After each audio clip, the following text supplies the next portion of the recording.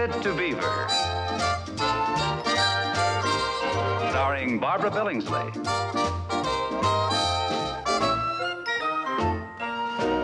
Hugh Beaumont.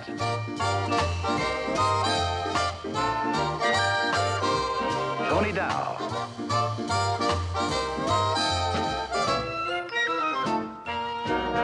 And Jerry Mathers as the Beaver.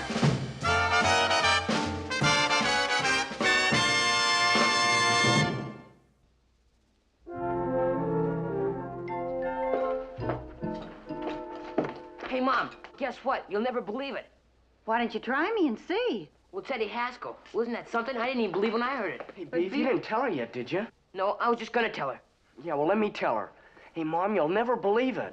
Beaver just told me that. What won't I believe? It's Eddie Haskell. He left home. Left home? Yeah. He wasn't getting along with his parents, so he just moved right out and got a room of his own. At his age?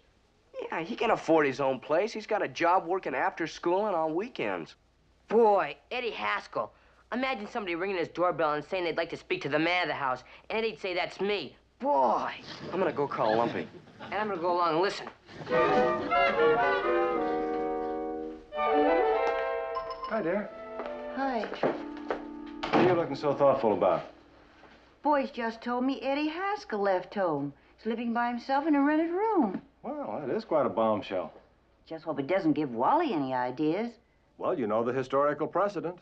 Virginia left first, then the rest of the colonies followed. Oh, you're a big help.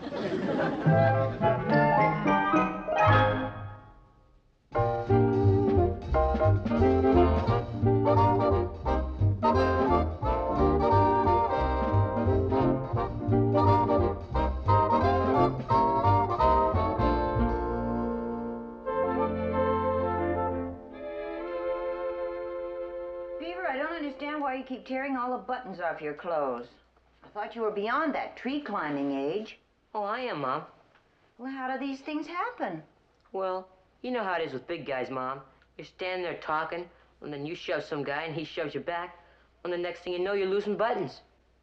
Shoving's always been harder on buttons than trees. Well, Beaver, next time you're shoving big guys around, you try to be a little more careful, will you? Here you go.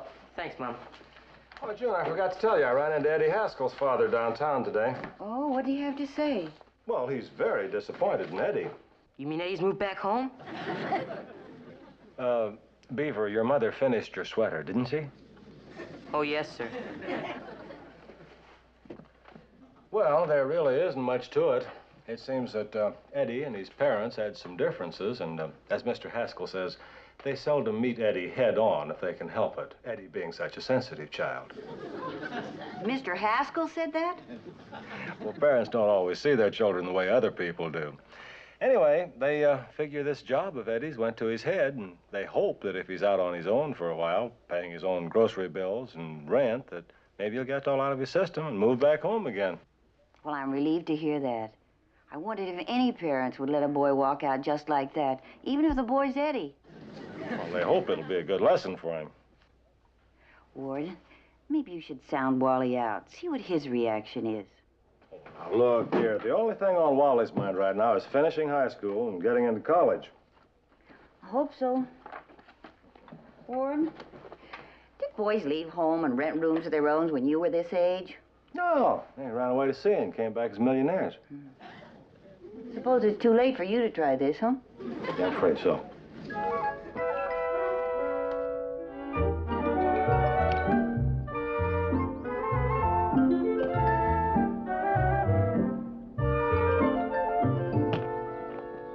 Hey, Wally, dinner's ready. Oh, okay. Oh, boy, I'm starved. Lumpy's eating dinner over here? How come? I was invited. You invited him? What's the matter, Wally? You owe him a free dinner or something? Well, look, I'll pay you for the food if it'll make you any happier. Don't be such a wise guy. Wise guy.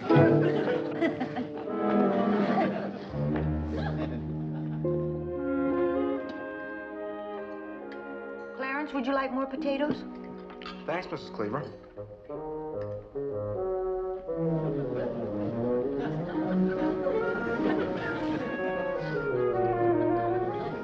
I'd like some, too.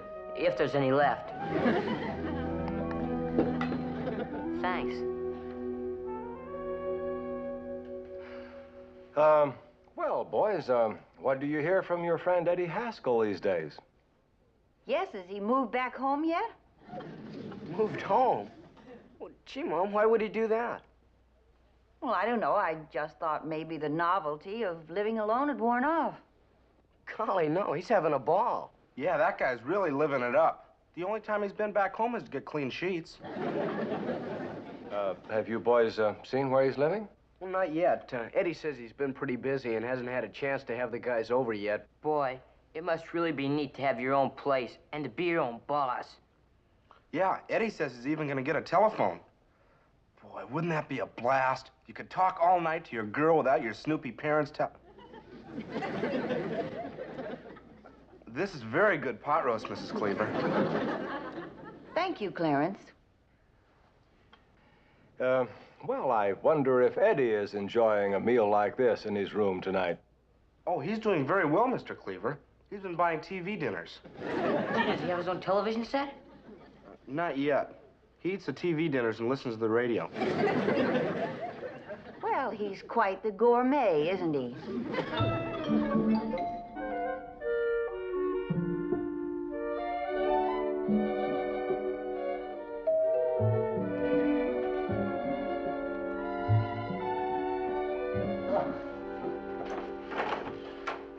Oh, hello, Eddie. Come on in. Thank you, Mr. Cleaver.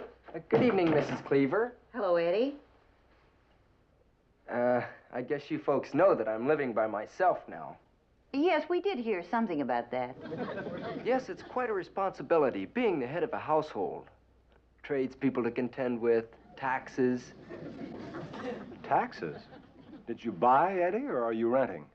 Oh, renting. I meant taxes on groceries and things. Oh, yes. Yes, they can be quite a problem. Yes, sir. Is Wallace around? Yes, he's up in his room. Clarence is up there with him. Go on up. Thank you, sir. Oh, by the way, Mrs. Cleaver, I found a quaint little bakery over on Hudson Avenue. You should try it sometime. Very reasonable. Thank you, Eddie. Maybe I will. Ward, I just hope he doesn't go up there and fill Wally's head with a whole bunch of silly ideas. Oh, now, June, I'm sure Eddie is perfectly miserable in that room. Yes, but misery loves company. Hi, man. Hi, Eddie. Hi, Eddie. Just thought I'd drop by and see what's doing with the shut-ins. Yeah, glad you did. Must be kind of lonesome sitting in that little room by yourself. Lonesome? What do you mean? One of the reasons I came by is to get away from the clan. The clan? What clan? Well, the gang at the apartment. I've been there almost a week, and they beat a path to my door every night. Boy, that must be great. No one telling you when to go to bed. No one telling you when to get up. Yeah, I should have made the move 10 years ago. Eddie, 10 years ago, you weren't old enough to put your underwear on right side out.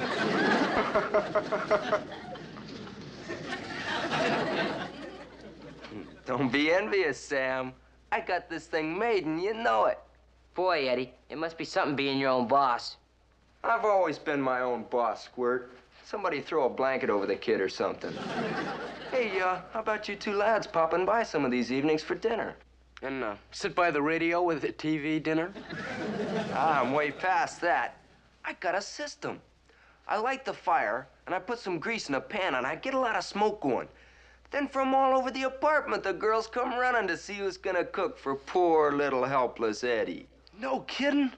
You ought to see them fighting to see who's gonna cook my dinner for me. Boy, Eddie, how'd you work it so you could move out on your family? There's nothing to it. You just tell your father you're gonna live alone, and then you walk out before he starts bawling. The only time your dad'll start bawling is when you move back home. Who left your cage open? Gee, I don't think my dad would bawl. I think he'd slug me.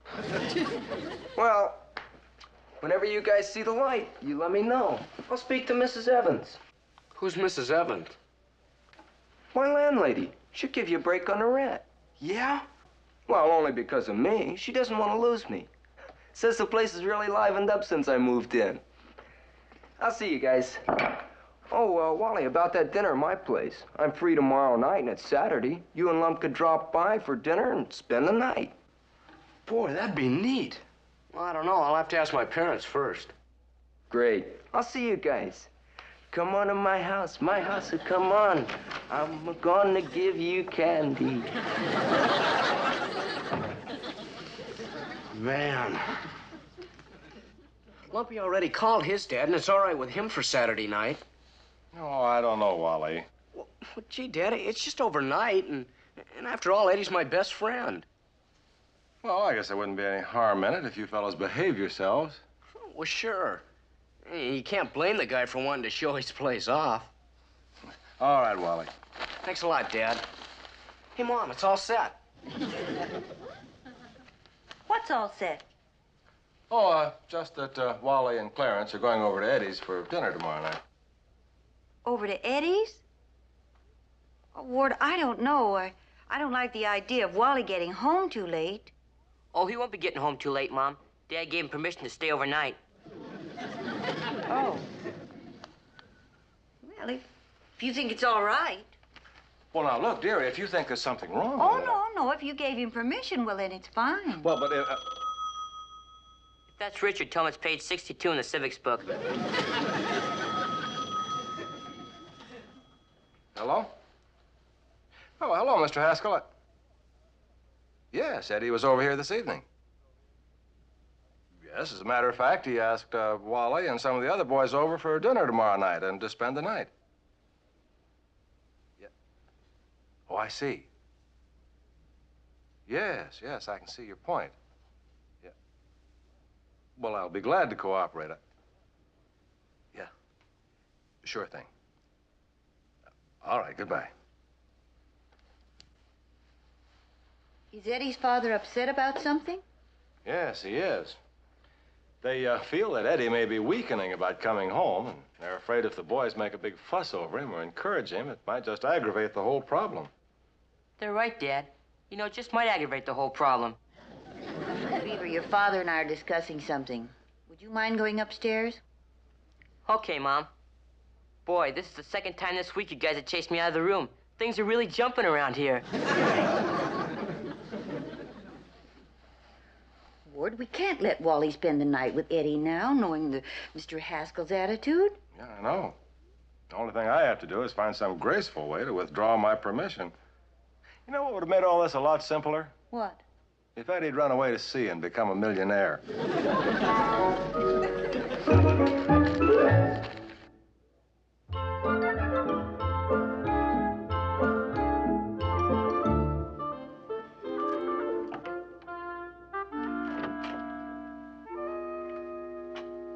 What are you doing, Wally? I'm looking for that gray sport coat to wear to Eddie's tomorrow night. I wouldn't look too hard if I were you. What do you mean by that? Well, I just happen to know something. You don't know so much. I know a lot more than some people think I know. That still isn't so much. I know Dad's gonna come up here and tell you can't go to Eddie's tomorrow night. Look, Beaver, Dad already said I could go. When he says something, he means it. Okay. Oh, hi, boys. Oh, hi, Dad. Hi, Dad. Well, what are you fellows up to? Wally's just checking his jacket to wear to Eddie's tomorrow night. Oh, I'm glad you brought that up, Beaver. Wally, something's happened that kind of changes things. Well, I don't want you to go to Eddie's tomorrow. Do you want me to put your jacket back in the closet, Wally? Well, gee, Dad, you already said I could go. Look, I'll explain it all to you eventually. But for right now, can't you just go along with me and call it off? Well, sure I can. If I have to. Yeah, well, thanks, Wally. Hey, look, come on, you said you know so much. What's going on, anyway? Well, Dad got a telephone call from Mr. Haskell, and it's got something to do with not messing Eddie up any more than he's messed up right now.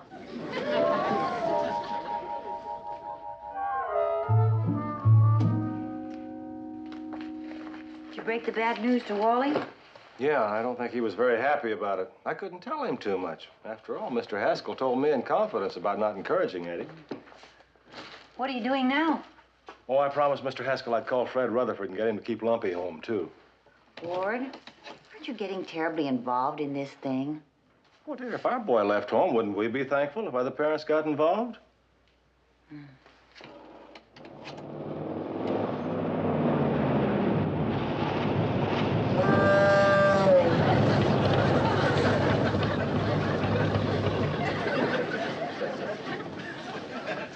Hi, Lump. Hey, Wally, what's up? About a half an hour ago, I'm sitting in my room watching Captain Kangaroo, and my pop walks in and lowers the boom on me. Well, maybe your pop doesn't want you watching Captain Kangaroo. No, it's not that. It's just that he started yelling at me and telling me I couldn't go to Eddie's tonight. Oh, yeah. Well, I can't go either. Yeah? What happened? I don't know. I asked my father, and he said he'd explain it to me later. I asked my father, and he asked me if I was looking for a fat lip. Hey, look, Eddie doesn't have a phone over to his place, so why don't you drive over there now and let him know we're not coming? No. My dad told me to stay away from that Eddie. And I gotta keep him in a good humor till that letter from the Highway Patrol comes. What'd you do now? They stopped me for driving without a front license plate. Well, what happened to your front plate? I don't know. Must have fell off. Yeah. Well, look, I'll try to get hold of Eddie and tell him we can't make it tonight. Okay, I better be going now.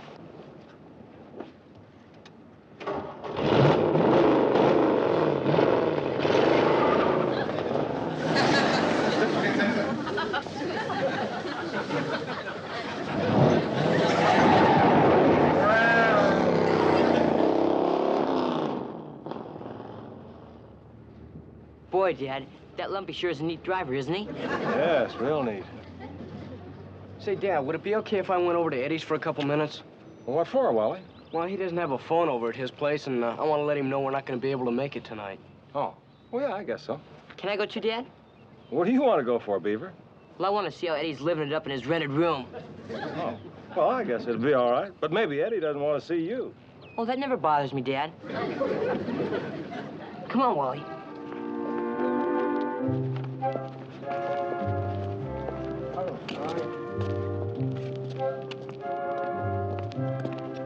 Boy, Wally, this is kind of a crummy neighborhood for a ritzy guy like Eddie.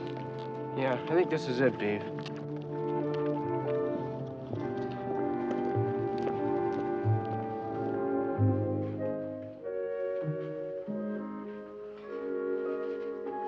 See, there it is.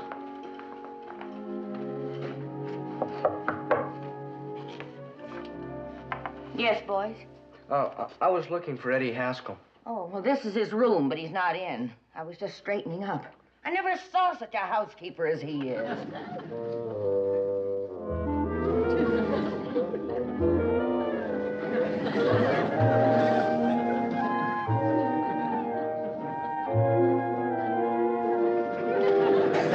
Don't know when he'll be back. Well, I just wanted to see him about something. Well, I'm glad somebody came to see him. That is the loneliest boy I ever saw in my life. Lonely? What about all the girls who come rushing in to cook his dinner? Girls? Oh, Sonny. The youngest roomer I got here outside of Eddie is Mr. Manning's, and he's 65. At least that's what he tells the Social Security Board. That Eddie. Last evening, I came in here with some fresh linen, and do you know what he was having for dinner? A bowl of cornflakes and a tin of sardines. Now, isn't that something? Yeah. Well, we would have been by to seen the guy sooner, but, well, we thought... Yeah, we heard the joint was jumping. The joint's jumping, all right. 2 nights this week, I've come up here and played cards with the boy. Oh. Well, I think we better get going now. Who should I tell him called? Well, maybe you better not say anything, and we'll come back and see him some other time. You do that. Just a minute, boys. I want to show you something. You come here with me. Hey, Wally, look. He's got a green sweatshirt. Yes, and green shorts, and green T-shirt, and green pants. Well, but they're all straight. He did his own washing, and he put all the clothes in together, including a pair of green socks. You're, not supposed to do that? No, son, certain colors run. And in this case, practically everything he owns is a sickly green. Well, boy, this is what I wanted to show you. Now, I have strict orders against this, but I don't think he knows I know about it. You just take a look.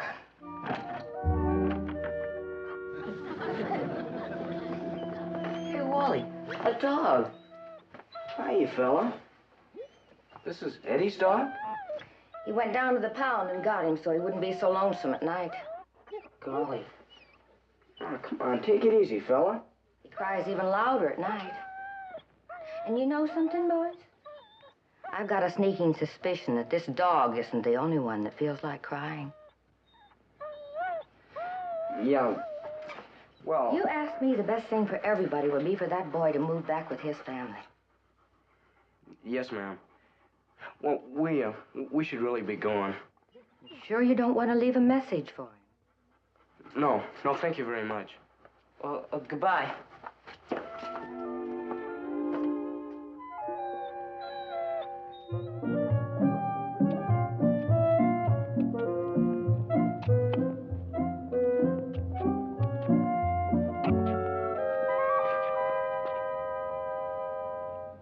Uh-oh, here comes Eddie. It's too late to duck. He's already seen us. What do you say, Wally? Hi, Eddie. Hey, creep, you got a visa to come into my neighborhood? We were just taking a shortcut. Hey, look, Eddie, look, about tonight. Oh, yeah. I just picked up some extra goodies here. Just one thing, though. The girls in my apartment house, the ones who always cook my dinner, they went away for the weekend, skiing or something. Yeah, well, that's So okay, I told but... the butcher to hold the roast beef. I thought we could just have hamburgers and potato chips, you know, kind of a picnic. My landlady said we could use a barbecue out back. No use dirtying up my place. Look, Eddie, I'm not going to be able to make it tonight. You mean you aren't coming? No. Oh, I get it. Your mom and dad won't let you. Yeah, that's right. My mom and dad won't let me. Tough, Junior, tough. But Lumpy and I'll have a ball. Well, Eddie, Lumpy can't make it either. Hey, Wally, what's with the kid here? Is he a comedian? No, Beaver's right, Eddie. Lumpy's father won't let him come either. Oh, so all of a sudden you guys are against me, huh? No, it's not that, Eddie. It's... Skip it. I'm not Oliver Twist or somebody. I got lots of pals. Maybe sometime when you kids get out of the nursery. See you, children. You know, Wally, if Eddie wasn't such a wise guy, well, I'd almost feel sorry for him. You know something, Beav? I feel sorry for him anyway.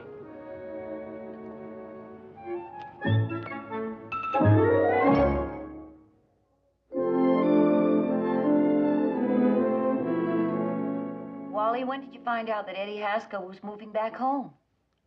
Oh, today at school. Well, just how did all this come about? Well, according to Eddie's version... Well, let's not hear Eddie's version. Let's hear the truth. Okay, Beav. Anyway, Eddie's version was that his folks came crawling to him and on bended knees begged him to come home. And what really happened? Well, I heard that Mrs. Evans, that's Eddie's landlady, called Mrs. Haskell and told her how Eddie was getting along and said that she thought Eddie'd be much better off if he moved back home. So yesterday the Haskells went down and picked up Eddie and his dog. I see. But how did Mrs. Evans know how to get in touch with Mrs. Haskell? Well, I guess somebody must have told her.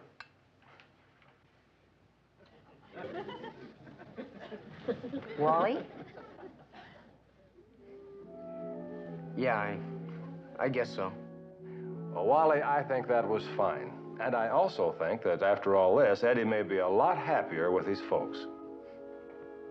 You know, I'm even glad it worked out this way. You're glad? Yeah, it must have been sad, living in that old, dark, beat-up room. Beaver, I didn't think you'd ever care what happened to Eddie. Well, mostly I was thinking about the dog.